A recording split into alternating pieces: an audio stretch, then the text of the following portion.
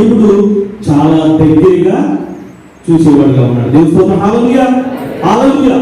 లోకంలో ఉన్నవారు వారి ఇష్టానుసారంగా వారి జీవితాన్ని గడుపుతున్నప్పటికీ క్రైస్తవులుగా మార్చబడిన తర్వాత లేక క్రీస్తుని వెంబడించడం ప్రారంభించిన తర్వాత దేవుడు మన యందు శ్రద్ధ కలిగిన వాడుగా ఉన్నాడు. దేవుడు మనల్ని చాలా క్షుణ్ణంగా దగ్గరగా చూసేవాడుగా ఉన్నాడు. దేవుని యొక్క వాక్యంలో చూస్తే అందుకని అంటాడు కదా, మలాకి భక్తుడు అంటాడు కదా 3:16 మలాకి గ్రంథం నుంచి 3:16 అప్పుడు యెహోవా యందు భయభక్తులు గల వారిని ఒకరితో ఒకరు మాట్లాడుకుంటుండగా యెహోవా చెవియొగ్గి ఆలకించును. దేవుని స్తోత్రం. హల్లెలూయా, హల్లెలూయా. భక్తులైనటువంటి మనందరం కూడా ఏం మాట్లాడుకుంటున్నాం, ఏం చేస్తున్నాం, ఏం చూస్తున్నాం, ఆయన చాలా దగ్గరగా మనల్ని చూసేవాడుగా ఉన్నాడు. చాలా దగ్గరగా చూసేవాడుగా ఉన్నాడు. చాలా విషయాలు మనల్ని పరీక్షించేవాడుగా ఉన్నాడు. మనం ఏం మాట్లాడుకుంటున్నాం, ఒకరి మీద ఒకరు చాటింగ్ చెప్పుకుంటున్నామేమో, లేకపోతే ప్రక్క వారి మీద లేని విషయాలు మనం కల్పించి మాట్లాడుతున్నామేమో, లేకపోతే చూడరాని చూస్తున్నామేమో, చేయడాన్ని చేస్తున్నామో, మన నడక, మన పరక, మన సమస్యను కూడా ఆయన దృష్టి ఉంచిన వాడిగా ఉన్నాడు. దేవుని యందు భయభక్తులు కలిగిన వారి మీద చుట్టూ మనం ఆయన బిడ్డలుగా పిలువబడినటువంటి వారు మనము ఏం చేస్తున్నప్పటికీ ఆయన మన యందు శ్రద్ధ కలిగిన వాడిగా ఉన్నాడు. అది మన కష్టంలో ఉన్నప్పటికీ, మన నష్టంలో ఉన్నప్పటికీ, మన శ్రమ, మన బాధ, మన సమస్యలో కూడా ఆయన హస్తము మన ఎడల ఉన్నది. పరిశుద్ధ గ్రంథంలో స్త్రీల పేర్ల మీద 2 పుస్తకాలు రాయబడి ఉన్నాయి. 2 గ్రంథాలు రాయబడి ఉన్నాయి. అవేంటి? 1 ఎస్తేరు, 2 రూతు. దేవుని స్తోత్రం. హల్లెలూయా. 1 రూతు, 2ది ఎస్తేరు. ఎస్తేరు గ్రంథం నుంచి మీకు కొన్ని మాటలు మీతో పంచుకోవాలని నేను ఆశపడుతున్నాను. ఎస్తేరు గ్రంథానికి వెళ్ళక ముందు ఎస్తేరుకు సంబంధించిన కొద్దిపాటి హిస్టరీ, చరిత్ర మీకు చెప్పి నేను ఎస్తేరు గ్రంథానికి వెళ్తాను. పరిశుద్ధ గ్రంథంలో ఇశ్రాయేలు రాజ్యం ఏర్పడిన తర్వాత, లేకపోతే ఇశ్రాయేలు దేవుని యందు బ్రతుకులాడుకొని మాకు ఒక రాజు కావాలి అని ఆయన్ని బ్రతుకులాడుకున్న తర్వాత మొట్టమొదటిగా ఇశ్రాయేలు మీద ఒక రాజు వచ్చినాడు. ఎవరైనా? సౌలు. దేవుని స్తోత్రం. సౌలు రాజుని ఎన్నుకున్న తర్వాత వచ్చినటువంటి రాజు దావీదు గారు. దావీదు తర్వాత వచ్చినటువంటి రాజు సొలొమోను. ఈ ముగ్గురు కూడా ఇశ్రాయేలు అనగా దేవుని యొక్క ప్రజలను ఏలుబడి చేస్తారు. ఒక్కొక్కరు ఇంచుమించు 40 సంవత్సరాలు, అనగా ముగ్గురు కలిపి 120 సంవత్సరాలు పరిపాలన చేసిన తర్వాత వారిలో ఉన్నటువంటి గోత్రములు 12 గోత్రములు కలిపి కొన్ని విభేదముల చేత, కొన్ని కారణాల చేత వారు 2 రాజ్యాలుగా వారు విడిపోవడం మనం చూస్తాం. విడిపోయినది ఎవరంటే 10 గోత్రములు కలిపి ఇశ్రాయేలు రాజ్యముగా, 2 గోత్రములు కలిపి యూదా రాజ్యముగా వాళ్ళు ఏర్పడడం మనం చూస్తాం. 10 గోత్రములు కలిగి ఏర్పడినటువంటి ఇశ్రాయేలు రాజ్యంలో 19 మంది రాజులు ఏర్పాటు చేస్తున్నారు.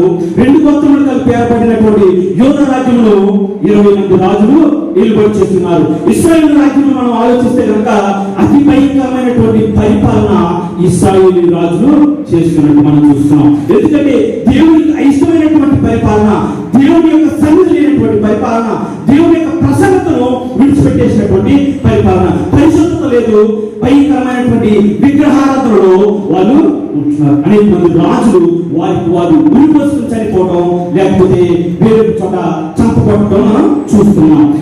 యూదా రాజ్యాన్ని మనం గమనిస్తే కనుక దేవుడి కొట్లో చాలా వరకు వాళ్ళు దేవుడి చిత్తానుసారమైనటువంటి పరిపాలన చేస్తున్నారు. చివరి దశలోకి వచ్చినప్పటికీ మరి 20వ రాజుగా, లేకపోతే చివరి రాజుగా పరిపాలించినటువంటి సిద్కియా రాజు 11 సంవత్సరాలు పరిపాలించిన ఆ పరిపాలనలో దేవునికి అయిష్టమైనటువంటి పరిపాలన చేస్తున్నారు. ఇశ్రాయేలు రాజ్యంలో ఏ పరిపాలన చేత అయితే వారి యొక్క మరి అంతము వారు చూస్తున్నారు, లేకపోతే మొత్తం వారి యొక్క మరి తుడిచివేయబడిన రీతిగా వారు ఎట్టి విధమైన పరిపాలన చేస్తున్నారు. అట్టి విధమైన పరిపాలన మరి యూదా రాజ్యంలో సిద్కియా రాజు, చివరి రాజు అయినటువంటి సిద్కియా రాజు 11 సంవత్సరాల పరిపాలనలో తను చేస్తున్నాడు. ఏమిటి ఆ పరిపాలన అంటే, మరి దేవునికి అయిష్టమైనటువంటి కార్యములు ఆ రాజ్యంలో జరిగి ఉన్నవి. విగ్రహారాధన జరిగింది, వ్యభిచారం జరిగింది. ఇంకా చూస్తే మనం మరి దేవుని ప్రవర్తనను భయంకరంగా హింసపెట్టడం, లేకపోతే దేవుని దూతలను, దేవుని యొక్క సందేశం తీసుకొస్తున్న వారిని భయంకర హింసపెట్టడం, ఆ ప్రజలను బాధపెట్టడం, ఇట్టి విధమైనటువంటి పరిపాలన చేసినప్పుడు దేవుడు యూదా రాజ్యమును శత్రు సైన్యానికి అప్పగించాడు. అప్పటికి 2 సార్లు చెరకు కొనుక్కోబడినటువంటి వీరు యూదా రాజ్యము పూర్తి పతనానికి కారకుడయ్యాడు సిద్కియా రాజు. అప్పుడు యూదా రాజ్యానికి కొనుక్కోబడింది, లేకపోతే చెరకి కొనుక్కోబడింది ఎవరు అంటే బబులోను రాజైనటువంటి నెబుకద్నెజరు. బబులోను రాజైనటువంటి నెబుకద్నెజరు యూదా సామ్రాజ్యాన్ని, యెరూషలేమును పూర్తిగా మరి అగ్నికి ఆహుతి చేసి అక్కడ ఉన్నటువంటి ప్రజలందరినీ కూడా తన రాజ్యానికి చేపట్టబడబోయాడు. ఆ రాజ్యాన్ని, యూదా రాజ్యము దేవుని ప్రజలుగా స్థాపించబడినటువంటి ఏ రాజ్యం అయితే ఉందో పూర్తిగా సర్వనాశనం వారు చేసేస్తున్నారు. ఇప్పుడు బబులోను రాజైనటువంటి నెబుకద్నెజరు యొక్క సామ్రాజ్యంలో బానిసలుగా బ్రతుకుతున్నారు యూదా సామ్రాజ్యం, యూదా ప్రజలు లేక దేవుని బిడ్డలు. దేవుడు సమస్తం కూడా చూసేవాడుగా, సమస్తమైన దగ్గర నుంచి చూసేవాడు ఉన్నాడు, సమస్తమైన ఆలకించేవాడుగా ఉన్నాడు. బాగుంది. తరువాత ఈ యొక్క నెబుకద్నెజరు యొక్క మరి సామ్రాజ్యం నుంచి బబులోను సామ్రాజ్యం కాస్త కొన్ని సంవత్సరాల తర్వాత అది కూలిపోయి పారసీక సామ్రాజ్యం మరొక సామ్రాజ్యం ఏర్పడింది. అప్పటికి ఈ యూదులు ఎవరైతే ఉన్నారో వారి యొక్క అండర్లోనే ఉన్నారు, వారి యొక్క సామ్రాజ్యంలోనే బానిసలుగా ఉన్నారు. అయితే ఈ పారసీక సామ్రాజ్యంలో కోరెసు అనేటువంటి రాజు వచ్చిన తర్వాత, కొన్ని సంవత్సరాల తర్వాత పారసీక సామ్రాజ్యంలో కోరెసు అనేటువంటి రాజు వచ్చిన తర్వాత దేవుని ప్రేరేపణ బట్టి, దేవుని యొక్క పురిని బట్టి మరి అనేక మంది భక్తులు ప్రార్థన చేసినటువంటి ప్రార్థనను బట్టి వారిని విడుదల చేయాలనేటువంటి ఆలోచన కోరెసు కలిగించడం, కోరెసు అటువంటి ప్రతిపాదనను ఆ రాజ్యంలో తను తీసుకురావడం జరిగింది. దేవుని కృపలో యూదా రాజ్యపు యోధులు ఎవరైతే ఉన్నారో, దేవుని బిడ్డలుగా పిలువబడుచున్నటువంటి బానిసలుగా ఎవరైతే ఉన్నారో వారందరూ కూడా మరలా యెరూషలేముకి తిరిగి వచ్చున్నారు. దేవుని స్తోత్రం, హల్లెలూయా. మీకు అర్థమవుతుంది కదా నేను చెప్పిన మాటలు? రైట్. యెరూషలేముకి తిరిగి వచ్చున్నారు. ఇంచుమించు చరిత్ర చెబుతుంది 60,000 మంది యూదులు యెరూషలేముకు తిరిగి వచ్చున్నారు. కానీ ఇంకా కొంతమంది అక్కడ ఉండిపోయినారు, ఇంకా కొంతమంది అక్కడ ఉండిపోయినారు. దేవుడే ప్రేరేపించి కోరెసుకు అటువంటి ప్రేరేపణ కలిగించి భక్తులు చేసినటువంటి ప్రార్థన ఆలకించి అటువంటి తీర్పును దేవుడిస్తే ఇంకా కొంతమంది వెళ్లకుండా ఆ రాజ్యంలోనే ఉండిపోవడం మనం చూస్తున్నాం. చాలా సార్లు మనం ఒకే కంపెనీలో పనిచేస్తున్నప్పుడు పక్క కంపెనీకి కొద్ది ఎక్కువ జీతం ఇస్తున్నా కూడా మనం విడిచిపెట్టి వెళ్ళలేము. కొన్ని బలహీనతలు, ఇక్కడే బాగుంది కదా, లేకపోతే ఈ ఫోర్ మీదే బాగున్నాడు కదా, లేకపోతే ఈ పనే బాగుంది కదా, ఇంకా అక్కడికి వెళ్తే ఈ విధంగా ఉంటుందో తెలియదు. ఇటువంటి బద్ధకాలు భయాలతో మనం ఉండిపోతుంటాం కదా చాలా సార్లు.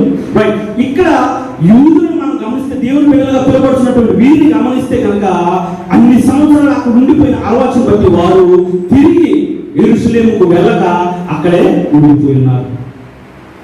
అక్కడే ఉండిపోయినటువంటి వారే ఈ ఎస్తేరు గ్రంథంలో మనకి కనపడతారు. ఇక అర్థమవుతుంది కదా చెప్తా. రైట్. ఇప్పుడు ఎస్తేరు గ్రంథానికి మనం వస్తే కొన్ని విషయాలు మీకు చెప్తాను. ఎస్తేరు గ్రంథంలో యూదులకు ప్రమాదం పొంచి ఉంది. ఎస్తేరు గ్రంథంలో యూదులకు ప్రమాదం పొంచి ఉంది. ఎస్తేరు గ్రంథానికి వచ్చేటప్పటికి అప్పటికే కొన్ని సంవత్సరాలు అయిపోయింది. అప్పుడు ఉన్నటువంటి పరిస్థితుల్లో అహస్వేరోషు అనేటువంటి రాజు 127 సంస్థానాలకు అధిపతిగా ఉండి షూషాను అనేటువంటి ఆ యొక్క రాజధానిగా ఏర్పడినటువంటి షూషాను అనేటువంటి స్థలం నుండి లేక ప్రదేశం నుంచి ఈ 127 సంస్థానాలైన పరిపాలన చేస్తున్నాడు. ఆ సమయంలో బానిసలుగా ఉన్నారు ఎస్తేరు రాణి గారు అయినటువంటి ఎస్తేరు మరియు ఆయన మరి పిన తండ్రి అయినటువంటి మొర్దెకై. మీకు అర్థమవుతుంది కదా మాటలు?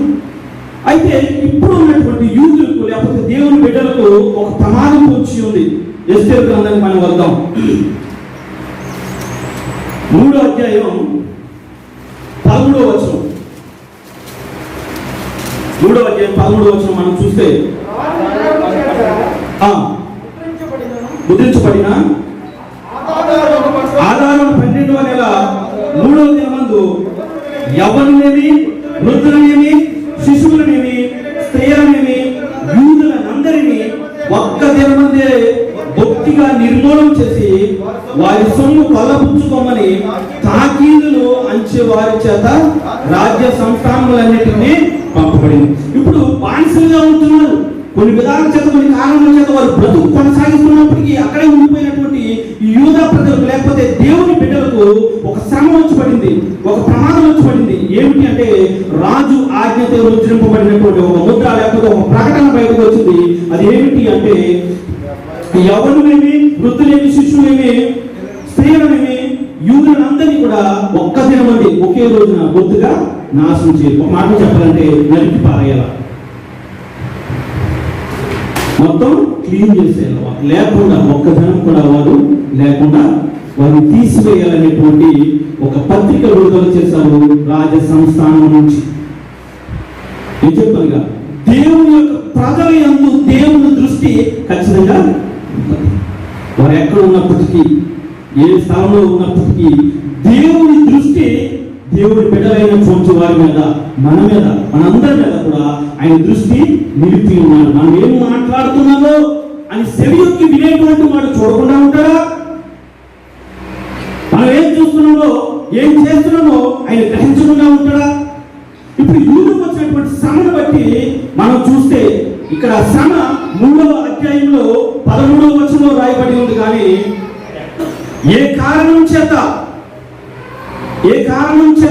మరి ఈ యొక్క శ్రమను వారి మీదకి రప్పించాలని ఆ యొక్క రాజు నుంచి ఆ ఆజ్ఞ వచ్చిందని మనం ఆలోచిస్తే 3వ అధ్యాయం 5వ వచనంలో చూస్తే మొద్దుగా యొంగగయు నమస్కరింపగయు ఉండుట హామాను చూసినప్పుడు బహుగా కోపించి మొద్దుకై ప్రాణము మాత్రము తీయుట స్వల్ప కార్యమని ఎంచి మొద్దుకై యొక్క జనులు ఎవరైనా తెలుసుకుని అహస్వరేసి యొక్క రాజ్యమంతటి నుండి మొద్దుకై స్వజనులను యూదులందరినీ సంహరించుటకు ఆలోచించింది. మొద్దుకై ఉన్నాడు. మనం ఎస్తేరు గురించి మాట్లాడుకున్నాం. ఎస్తేరు పిల్లతండ్రి అయినటువంటి మొద్దుకై ఉన్నాడు కదా. యూదులకు ఉన్నటువంటి ఆచారం ఏంటంటే యూదులకే కాదు, అది మనకి కూడా వర్తిస్తారు. దేవునికి తప్ప మనం ఎవరికి కూడా నమస్కారం చేయకూడదు. ఇక్కడ సాగిలపడి నమస్కారం చేయవలసిన పరిస్థితి వచ్చినప్పుడు మొద్దుకై చేసినటువంటి పని ఏంటంటే దాన్ని తిరస్కరించిన కారణం వచ్చే మరి హామాను అనేటువంటి వ్యక్తి చేసినటువంటి పనే ఈ పన్నాలు. మీకు అందరికీ ఎస్తేరు గురించి చాలాసార్లు వినే ఉంటారు. నేను స్వల్పంగా చెప్పుకుంటూ పోతున్నా. అయితే 3వ అధ్యాయం 13వ వచనంలో ప్రమాదం పొంచి వచ్చింది. 3వ అధ్యాయం 13వ వచనంలో ప్రమాదం పొంచి వచ్చింది. కానీ దేవుడు ప్రమాదానికి ముందే తన బిడ్డను ఏర్పాటు చేసుకున్నాడు. 2వ అధ్యాయం చూస్తే 2వ అధ్యాయం 17వ వచనంలో మనం గమనిస్తే కనుక రాజు ఎస్తేరును ప్రేమించును, కన్యలందరికంటే ఆమె అతని వలన దయాదాక్షిణ్యములు పొందెను. అతడు రాజ్య కిరీటమును ఆమె తల మీద ఉంచి ఆమెను వస్తీకి బదులుగా రాణిగా నియమించున్నాడు. మీకు అందరికీ తెలిసి కదా, నేను షాక్ గా పోతున్నాను. రైట్. 3వ అధ్యాయంలో ప్రమాణం పొంచి ఉంది. దానికంటే ముందే దేవుడు తన బిడ్డను ఎన్నుకుని ఉన్నాడు. ఆ దేశపు రానైనటువంటి వస్తీ మరి రాజుగారి యొక్క మాటకు విధేయత చూపించకపోవడం వలన తన స్థానాన్ని కోల్పోవడం మనం చూస్తాం. తదుపరి ఆ స్థానంలో రాణిగా ఎస్తేరు రాణిని నిలబెట్టడం చూస్తున్నాం. మనం అనుకుంటాం చాలాసార్లు, కొన్ని సందర్భాల్లో మనం నడుస్తున్నటువంటి లేకపోతే ఆ దారి లేకపోతే ఆ స్థలము ఎట్టుపోతున్నా మనం తెలియకుండా ఉంటారు. కానీ దేవునికి తెలిసి మనం చేసేటువంటి నాటకం లేకపోతే ఆ దారిని మనకి నడిపిస్తూ ఉంటాడు. ఇక్కడ ఎస్తేరును మనం గమనిస్తే దేవుని ప్రజలైనటువంటి యూదులను రక్షించడానికి దేవుడే ముందుగా ఏర్పరచుకున్నాడు. దేవుడు తన బిడ్డలు పొందుతున్నటువంటి శ్రమను కానీ లేకపోతే కష్టములు కానీ ప్రతి విషయంలో ఆయన జోక్యం చేసుకునేవాడిగా ఉన్నాడు.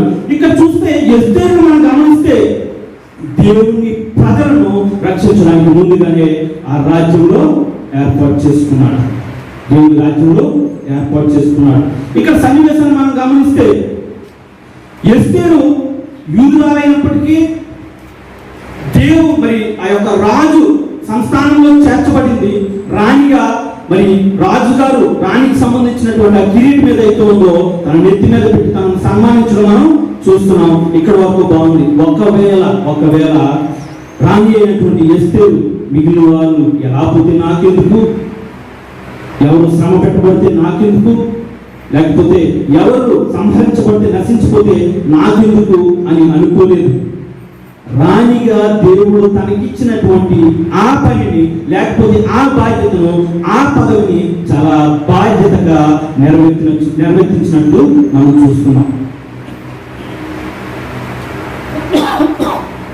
షూషను కోటలో రాజు ఎదురుకుండా ఏ కారణం లేకుండా లేకపోతే రాజు పిలుపుని అందకుండా ఆయన ఎదురుకుండా వెళ్ళడానికి ఎట్టి పరిస్థితిలో వీలు లేదు. మొర్దెకైకి తెలిసింది ఇప్పుడు పరిస్థితి, యూదులందరినీ కూడా సంహరించాలనేటువంటి ఆలోచన ఏదైతే ఉందో, మరి మొర్దెకై తెలిసినప్పుడు ఎస్తేరుకు ఆ సమాచారాన్ని మొర్దెకై అందించున్నాడు. అమ్మా, మరి యూదులందరినీ కూడా నాశనం చేయాలనుకుంటున్నాడు ఈ యొక్క హామాను.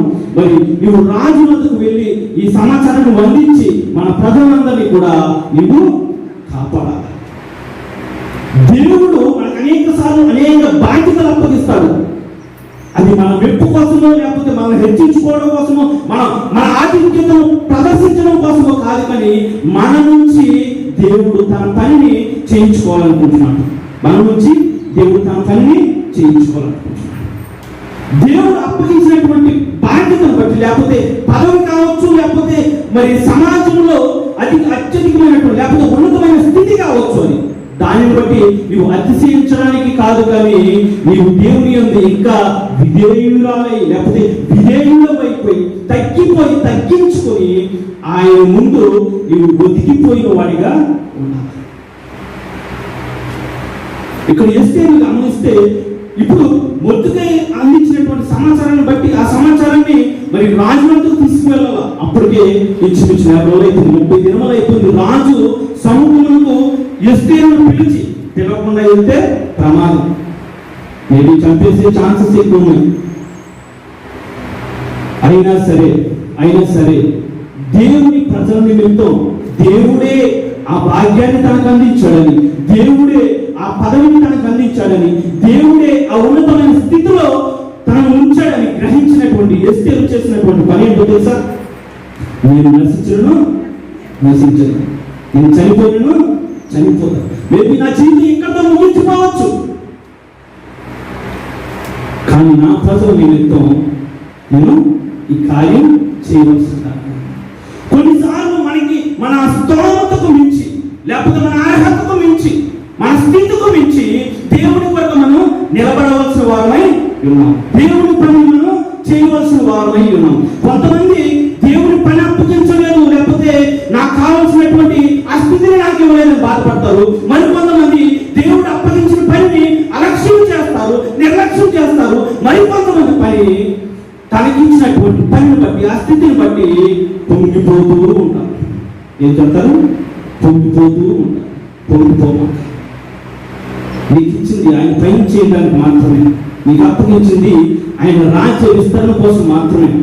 పొంగిపోవడానికి ఇందులో దేవుని ముందు నువ్వు తగ్గించుకుని విధేయుడుగా ఉంటే కనుక ఆయన ఇంకా నీ స్థితిని అభివృద్ధి చేసేవాడిగా ఉన్నాడు. ఇప్పుడు ఎస్తేరుని గమనిస్తే దేవుని మరి ఆ యొక్క రాజు సముఖమునకు ఆమె వెళ్ళవలసి ఉన్నది. ఒకవేళ వెళితే మరి రాజు ఇందులో పిలవలేదు కాబట్టి, ఒకవేళ పిలుపునందుకోకుండా రాజు సముఖమునకు గనక ఎస్తేరు వెళ్తే చనిపోయే అవకాశాలు ఎక్కువ. ఎందుకంటే పిలవకుండా వెళ్ళడానికి అధికారం లేదు, వీలు లేదు.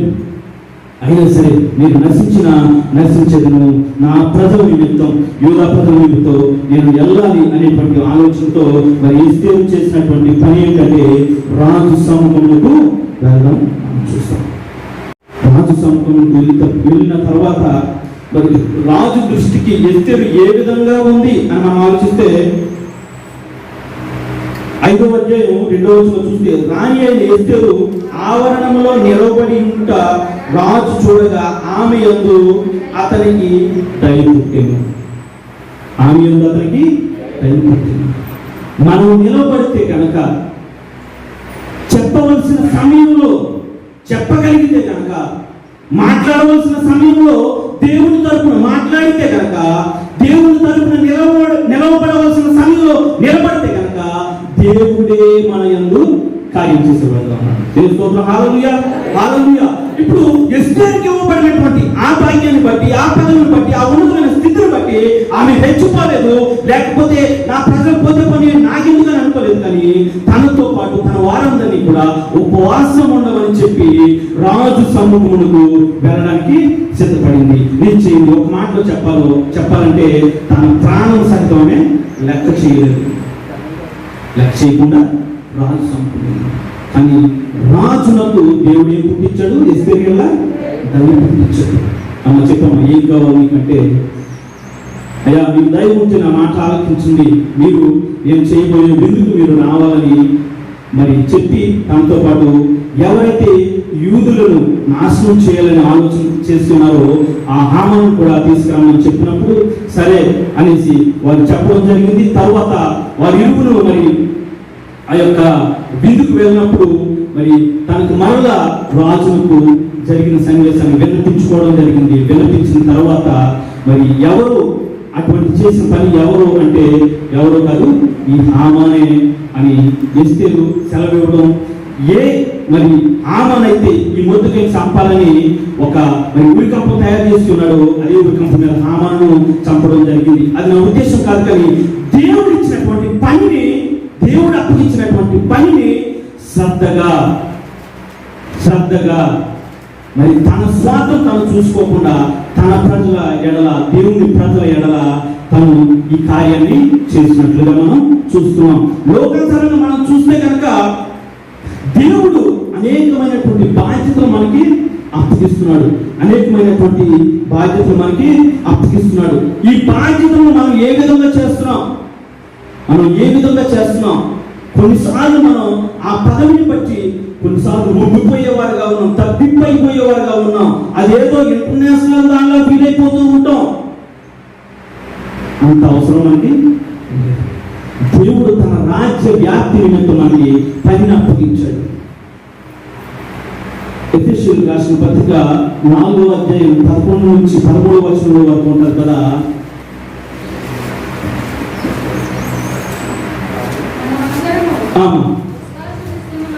విశ్వాస విషయంలోను జ్ఞానం విషయంలోను ఉంది, అనగా క్రీస్తుకు కలిగిన సమానమైన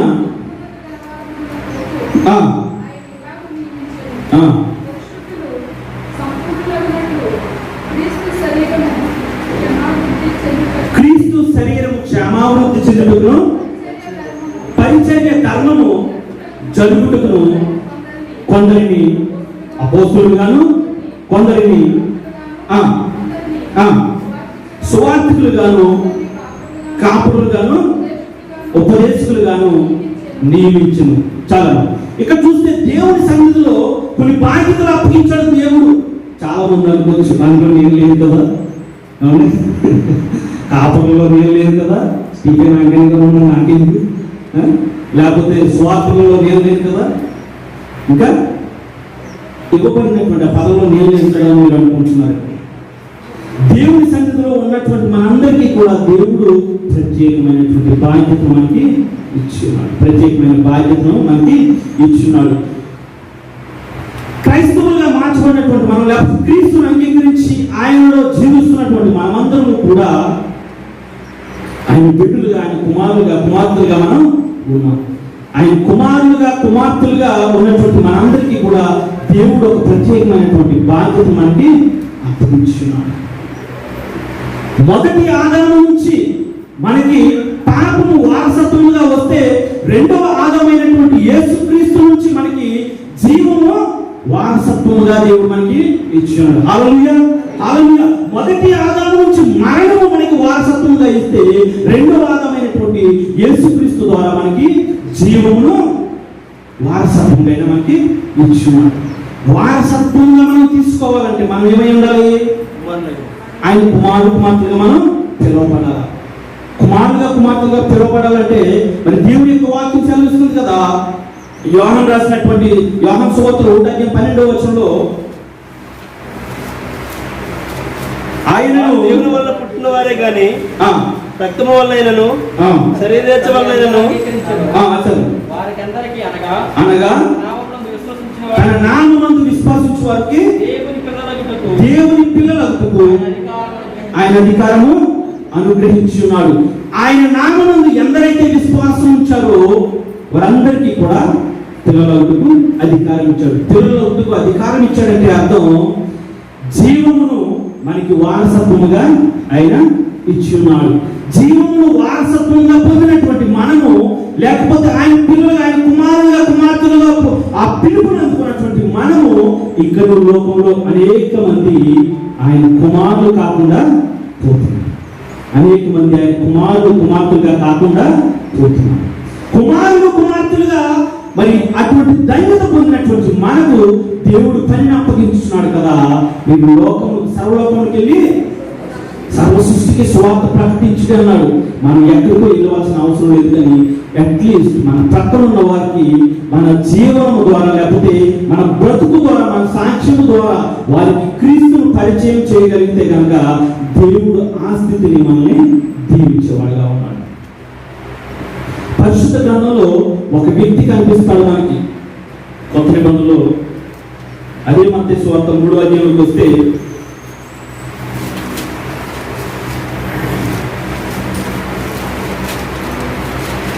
యేసుక్రీస్తు కూడా ఆ వ్యక్తి గురించి మాట్లాడుతున్నాడు కదా. 11వ అధ్యాయం 11వ వచనంలో ఒక మాట ఉంటుంది.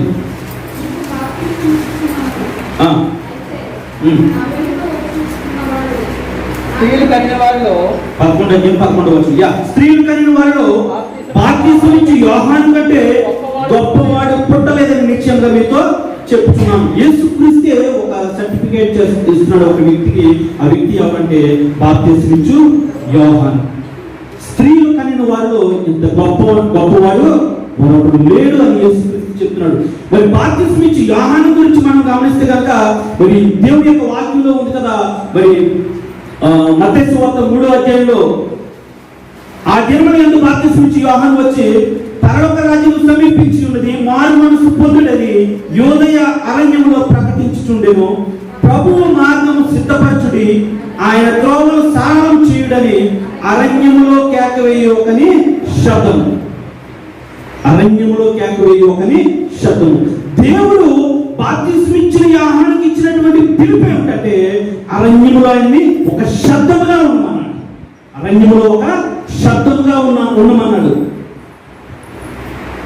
బాప్తిస్మం ఇచ్చి యోహాను పరిశుద్ధ గ్రంథంలో దేవుని పనిని నిర్లక్ష్యం చేయకుండా, లేకపోతే తన స్థితిని విడిచిపెట్టి, తన స్థానాన్ని విడిచిపెట్టి దేవుడు ఏ పిలుపు అయితే పిలిచాడో, ఏ స్థానంలో అయితే పెట్టాడో దానికి తగినట్టుగా బ్రతికిన వాడు, జీవించిన వాడు, తగు రీతిగా తన యొక్క జీవనాన్ని గడిపిన వాడు బాప్తిస్మం ఇచ్చి యోహాను మాత్రమే. దేవుని స్తోత్రం. హల్లెలూయా, హల్లెలూయా. ఎందుకు ఈ మాటలు చెప్తున్నానంటే బాప్తిస్మం ఇచ్చి యోహాను పుట్టింది ఎక్కడ? అరణ్యంలో అంటే కాదు. బాప్తిస్మం ఇచ్చి యోహాను వారి తల్లిదండ్రులు తినేది మరి ఆ యొక్క మిడతగా అంటే కాదు. ఒక ఉన్నతమైనటువంటి స్థితిలో ఉన్నటువంటి వారు యాజక ధర్మము నిర్వర్తించేటువంటి యాజకుని కుటుంబంలో బాప్తిస్మం ఇచ్చి యోహాను కూర్చున్నాడు. ఆయన బ్రతకాలంటే చక్కటి అంగీలు ఆయన కట్టుకోవచ్చు, కానీ ఇక్కడ రాయబడి ఉంది కదా. మరి 4వ వచనంలో చూస్తే ఈ యోహాను ఒంటి రంగంలో వస్త్రమును మొల చుట్టూ తోలు తట్టి ధరించుకున్నవాడు. ఏం ధరించుకున్నాడు? ఆయన తోలు వస్త్రములు ధరించుకున్నాడు. ఒక చక్కటి అంగి ధరించుకోవాల్సినటువంటి వ్యక్తి తోలు వస్త్రములు ధరించుకున్నాడు. చక్కటి మరి భోజన పదార్థాలను భుజించవలసినటువంటి వ్యక్తి ఇప్పుడు ఏం భుజిస్తున్నాడు? మిడతలు భుజిస్తున్నాడు. ప్రజలకి దేవునికి మధ్యవర్తిగా ఉండి చక్కటి జీవనాన్ని దేవుని మందిరంలో గడపవలసినటువంటి ఈ వ్యక్తి చేస్తున్నటువంటి పని ఏంటంటే అరణ్యములో సువార్త ప్రకటిస్తున్నాడు. ఏమని అంటే పరలోక రాజ్యము సమీపించినది, మారు మనసు పొందుడని యోదయ అరణ్యంలో ప్రకటిస్తున్నాడు. నీవు దేవుని కాక ఒక శబ్దముగా ఉండని దేవుని పిలుపుంటే దానికి తగినట్టుగా బాప్తిస్మం ఇచ్చి యోహాను జీవించున్నాడు.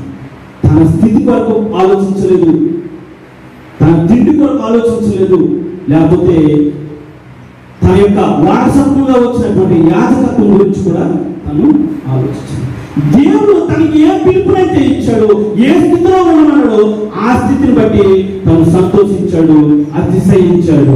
దేవుని స్తోత్రం. హల్లెలూయా, హల్లెలూయా. లోకానుసారంగా దేవుడు మనకి ఇవ్వబడినటువంటి దానిని బట్టి మనం ఎంతో అతిశయిస్తాం. లోకానుసారంగా మనకు కలిగినటువంటి స్థితిని బట్టి మనం ఎంతో అతిశయిస్తాం. అతిశయించమా నువ్వు అతిశయించవలసింది దేవుని యందు మాత్రమే. దేవుని స్తోత్రం. హల్లెలూయా, హల్లెలూయా. మనం అతిశయించవలసింది దేవుని యందు మాత్రమే. 2 కొరింథీయులు 10:17 ఉంటుంది కదా, ప్రభువునందే మనము అతిశయించాలి. ప్రభువునందే మనం అతిశయించాలి. ఎవరు చదువుతారన్నమాట? 10:17 2 కొరింథీయులు. అతిశయించువాడు ప్రభువునందే అతిశయింపవలెను. ప్రభువునందే అతిశయింపవలెను. ప్రభువు మెచ్చుకుని వాడు యోగ్యుడు గాను తను తానే మెచ్చుకుని వాడు యోగ్యుడు కాదు. ఎవరైతే ప్రభువు చేత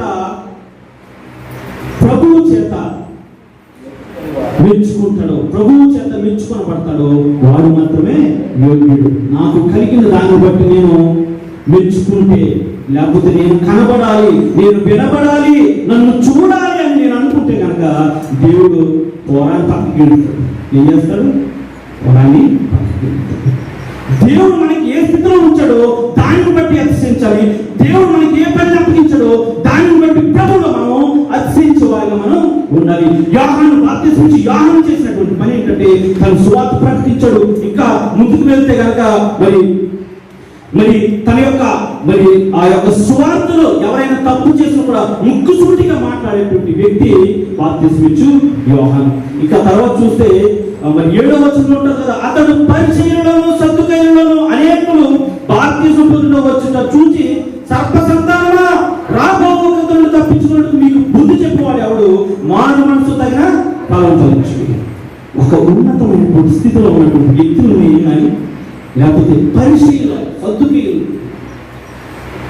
ఒక చక్కటి మరి ఆ స్థానంలో ఉన్నటువంటి వ్యక్తుల్ని తప్పుగా పేరు పెట్టి హెచ్చరించి చెప్పినటువంటి వాడు బాప్తిస్మిచ్చు యోహాను.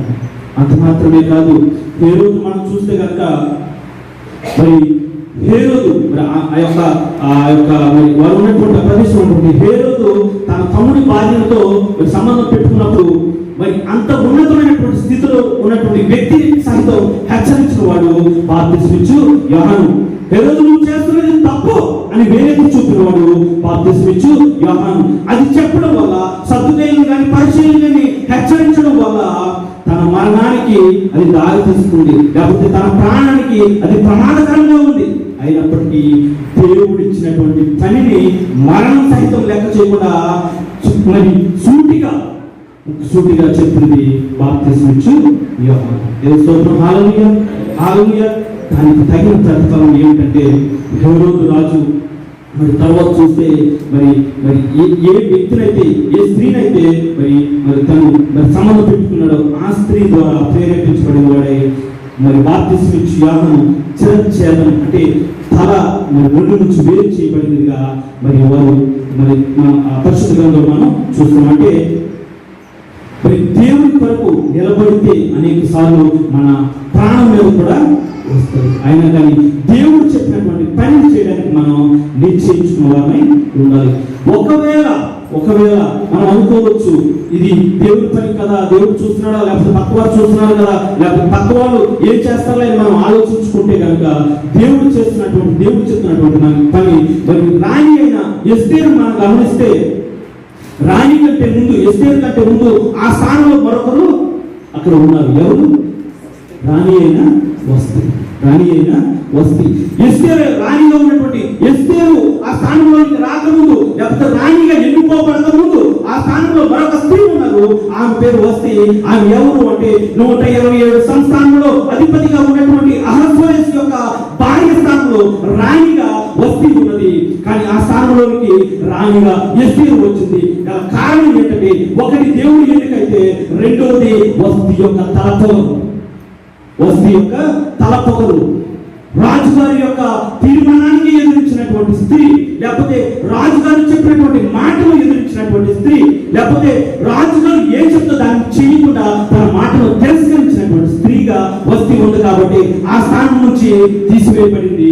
ఆ స్థానంలోనికి ఎన్నికలైనటువంటి స్త్రీ అయినటువంటి ఎస్తేరు, బానిసరాలుగా ఉన్నటువంటి మరి ఎస్తేరుని దేవుడు నిలబెట్టున్నాడు. దేవుని స్తోత్రం. హల్లెలూయా, హల్లెలూయా. మనం అనుకోవచ్చు మనం ఎన్నిక లేని వాళ్ళము, మనకి స్థితి లేని వాళ్ళము, లేకపోతే ఉన్న స్థితి నాకు లేదు అని నువ్వు అనుకోవచ్చు. కానీ దేవుడు నీకు అప్పగించినటువంటి పనిలో నువ్వు న్యాయంగా నీతిగా కనుక దేవుడి కొరకు నువ్వు నిలబడితే కనుక నీ స్థితిని మార్చేటువంటి వాడు దేవుడు. దేవుని స్తోత్రం. హల్లెలూయా, హల్లెలూయా. దేవుని రాజ్య వ్యాప్తి కొరకు